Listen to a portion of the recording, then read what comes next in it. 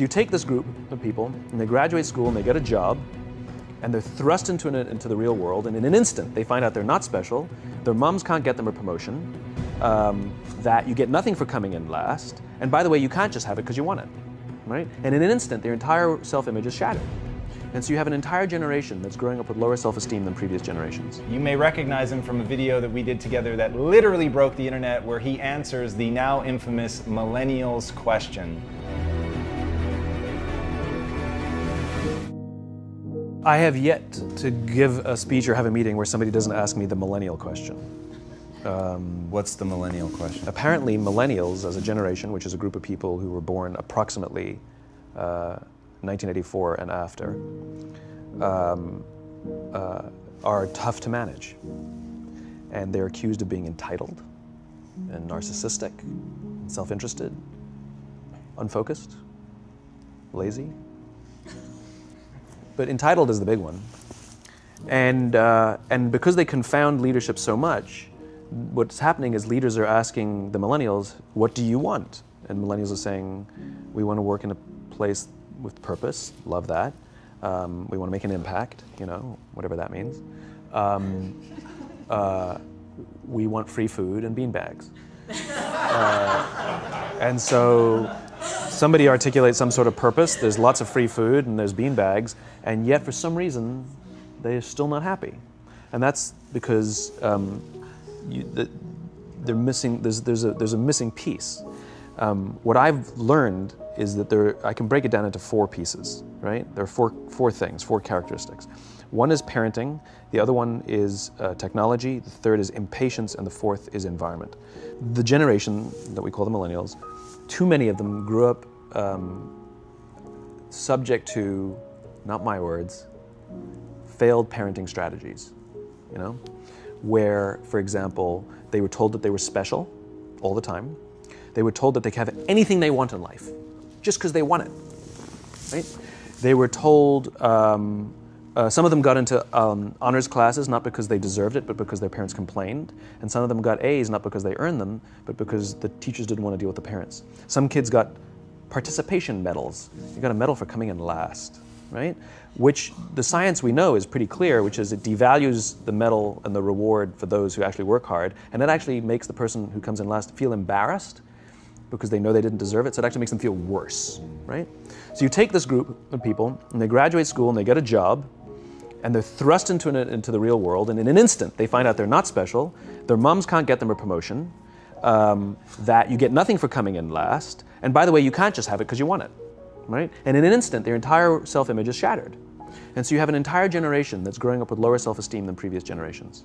The other problem, to compound it, is we're growing up in a Facebook, Instagram world. In other words, we're good at putting filters on things. We're good at showing people that life is amazing even though I'm depressed, right? And so everybody sounds tough, and everybody sounds like they got it all figured out. And the reality is there's very little toughness, and most people don't have it figured out. And so when the more senior people say, well, what should we do? They sound like, this is what you gotta do. And they have no clue, right? So you have an entire generation growing up with lower self-esteem than previous generations, right? Through no fault of their own, right? They were dealt a bad hand, right? Now let's add in technology. We know that engagement with social media and our cell phones releases a chemical called dopamine. That's why when you get a text, it feels good, right? So, you know, we've all had it where you're feeling a little bit down or feeling a bit lonely, and so you send out 10 texts to 10 friends, you know, hi, hi, hi, hi, hi, because it feels good when you get a response, right? Right? It's why we count the likes, it's why we go back 10 times to see if my Instagram is growing slower, did I do something wrong? Do they not like me anymore, right? The trauma for young kids to be unfriended, right? Because we know when you get a hit of dopamine, which feels good. It's why we like it, it's why we keep going back to it. Dopamine is the exact same chemical that makes us feel good when we smoke, when we drink, and when we gamble. In other words, it's highly, highly addictive, right? We have age restrictions on smoking, gambling, and alcohol, and we have no age restrictions on social media and cell phones, which is the equivalent of opening up the liquor cabinet and saying to our teenagers, hey, by the way, this adolescence thing, if it gets you down, But that's basically what's happening. That's basically what's happening, right? That's basically what happened. You have an entire generation that has access to an addictive, numbing chemical called dopamine through social media and cell phones as they're going through the high stress of adolescence. Why is this important? Almost every alcoholic discovered alcohol when they were teenagers. When we're very, very young, the only approval we need is the approval of our parents. And as we go through adolescence, we make this transition where we now need the approval of our peers. Very frustrating for our parents, very important for us. It allows us to acculturate outside of our immediate families into the broader tribe, right? It's a highly, highly stressful and anxious period of our lives, and we're supposed to learn to rely on our friends. Some people, quite by accident, discover alcohol and numbing effects of dopamine to help them cope with the stresses and anxieties of adolescence. Unfortunately, that becomes hardwired in their brains, and for the rest of their lives, when they suffer significant stress, they will not turn to a person, they will turn to the bottle. Social stress, financial stress, career stress, that's pretty much the primary reasons why an alcoholic drinks, right? What's happening is because we're allowing unfettered access to these dopamine-producing devices and media, basically it's becoming hardwired, and what we're seeing is as they grow older, too many kids don't know how to form deep, meaningful relationships. Their words, not mine. They will admit that many of their friendships are superficial. They will admit that their friends, that they don't count on their friends, they don't rely on their friends, they have fun with their friends, but they also know that their friends will cancel on them if something better comes along. Deep, meaningful relationships are not there because they never practice the skill set, and worse, they don't have the coping mechanisms to deal with stress. So when significant stress starts to show up in their lives, they're not turning to a person, they're turning to a device, they're turning to social media, they're turning to these things which offer temporary relief. We know, the science is clear, we know that people who spend more time on Facebook suffer higher rates of depression than people who spend less time on Facebook, right? These things balanced. Alcohol is not bad, too much alcohol is bad. Gambling is fun, too much gambling is dangerous, right? There's nothing wrong with social media and cell phones. It's the imbalance, right? If you're sitting at dinner with your friends and you're texting somebody who's not there, that's a problem. That's an addiction. If you're sitting in a meeting with people you're supposed to be listening to and speaking, and you put your phone on the table, face up or face down, I don't care, that sends a subconscious message to the room that you're just not that important to me right now, right? That's what happens. And the fact that you cannot put it away is because you are addicted, right? If you wake up and you check your phone before you say good morning to your girlfriend, boyfriend, or spouse, you have an addiction. And like all addiction, in time, it'll destroy relationships, it'll cost time, and it'll cost money, and it'll make your life worse, right? So you have a generation growing up with lower self-esteem that doesn't have the coping mechanisms to deal with stress, right? Now you add in the sense of impatience, right? They've grown up in a world of instant gratification. You want to buy something, you go on Amazon, it arrives the next day. You want to watch a movie? Log on and watch a movie. You don't check movie times. You want to watch a TV show? Binge. You don't even have to wait week to week to week, right? I know people who skip seasons just so they can binge at the end of the season, right? Instant gratification. You want to go on a date? You don't even have to learn how to be like, hey. You don't even have to learn and practice that skill. You don't have to be the uncomfortable one who says yes when you mean no and says no when you mean no, but yes when you... You don't have to swipe right. Bang, I'm a stud. Right? You don't have to learn the social coping mechanisms, right? Everything you want, you can have instantaneously. Everything you want, instant gratification, except job satisfaction and strength of relationships. There ain't no app for that. They are slow, meandering, uncomfortable, messy processes. And so I keep meeting these wonderful, fantastic, idealistic, hardworking, smart kids. They've just graduated school. They're in their entry-level job. I sit down with them and I go, how's it going? They go, I think I'm going to quit. I'm like, why? They're like, I'm not making an impact. I'm like, you've been here 8 months. You know? It's as if they're standing at the foot of a mountain and they have this abstract concept called impact that they want to have in the world, which is the summit. What they don't see is the mountain. I don't care if you go up the mountain quickly or slowly, but there's still a mountain. And so what this young generation needs to learn is patience. That some things that really, really matter, like love, or job fulfillment, joy, love of life, self-confidence, a skill set, any of these things, all of these things take time. Sometimes you can expedite pieces of it, but the overall journey is arduous and long. and difficult. And if you don't ask for help and learn that skill set, you will fall off the mountain, or you will, the worst case scenario, and we're already seeing it, the worst case scenario is we're seeing an increase in suicide rates, we're seeing an increase in this generation, we're seeing an increase in accidental deaths due to drug overdoses, we're seeing more and more kids drop out of school or take leaves of absence due to depression, unheard of. These are all, this is really bad. The best case scenario, those are all bad cases, right?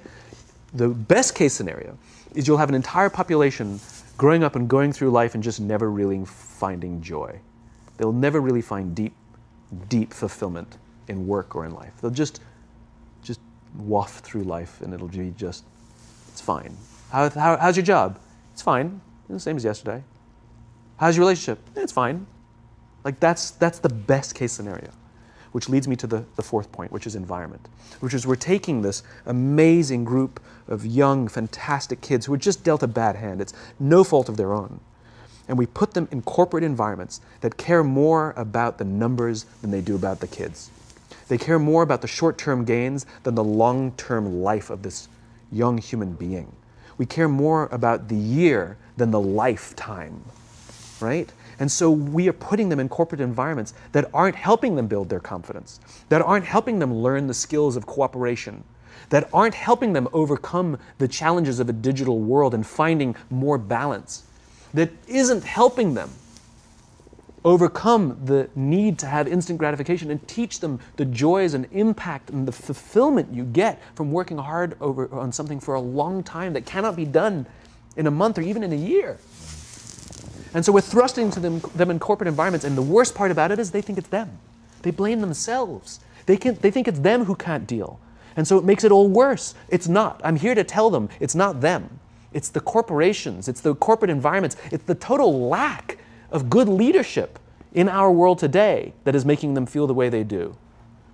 They were dealt a bad hand, and I hate to say it, but it's the company's responsibility. Sucks to be you, like we have no choice, right? This is what we got, and I wish that society and their parents did a better job. They didn't. So we're getting them in our companies, and we now have to pick up the slack. We have to work extra hard to figure out the ways that we build their confidence. We have to work extra hard to find ways to teach them the social skills that they're missing out on. There should be no cell phones in conference rooms. None. Zero. And I don't mean the kind of like sitting outside waiting to text. I mean like when you're sitting and waiting for a meeting to start, this is what we all do. We all sit here and wait for the meeting to start. Meeting starting? Okay. And we start the meeting. No, that's not how relationships are formed. Remember we talked about it's the little things? Relationships are formed this way. We're waiting for a meeting to start and we go, how's your dad? I heard he was in the hospital. Oh, he's really good. Thanks for asking. He's actually at home now. Oh, I'm really glad. It was really amazing. I know, it was really scary for a while. That's how you form relationships. Hey, did you ever get that report done? Oh my God, no, I didn't. I'll help you out. Can I help you out with that? Really? That's how trust forms. Trust doesn't form at an event in a day. Even bad times don't form trust immediately. It's the slow, steady consistency. And we have to create mechanisms where we allow for those little innocuous interactions to happen. But when we allow cell phones in conference rooms, we just, okay, have the meeting. And then my favorite is like when there's a cell phone there and you go like this, you go. It rings and you go. I'm not going to answer that. Like, Mr. Magnanimous, you know? When you're out for dinner with your friends, like I do this with my friends. When we're going out for dinner and we're leaving together, we'll leave our cell phones at home. Who are we calling? Maybe one of us will bring a phone in case we need to call an Uber or take a picture of our meal. That goes without saying, come on. I'm an idealist, but I'm not insane. You know? Not a heathen. I mean, it looked really good. We'll take one phone. And so it's like an alcoholic. The reason you take the alcohol out of the house is because we cannot trust our willpower. We're just not strong enough. But when you remove the temptation, it actually makes it a lot easier. And so when you just say, don't check your phone, people literally will go like this. And somebody will go to the bathroom, and what's the first thing we do? Grab the phone, because I wouldn't want to look around the restaurant for a minute and a half, you know? But if you don't have the phone, you just kind of enjoy the world. And that's where ideas happen. The constant engagement is not where you have innovation and ideas. Ideas happen when our minds wander and we go, and you see something, I bet they could do that. That's called innovation, right? But we're taking away all those little moments, right? You should not, and none of us should charge our phones by our beds. We should be charging our phones in the living rooms, right? Remove the temptation. You wake up in the middle of the night because you can't sleep, you won't check your phone, which makes it worse. But if it's in the living room, it's relaxed, it's fine. But it's my alarm clock. Buy an alarm clock.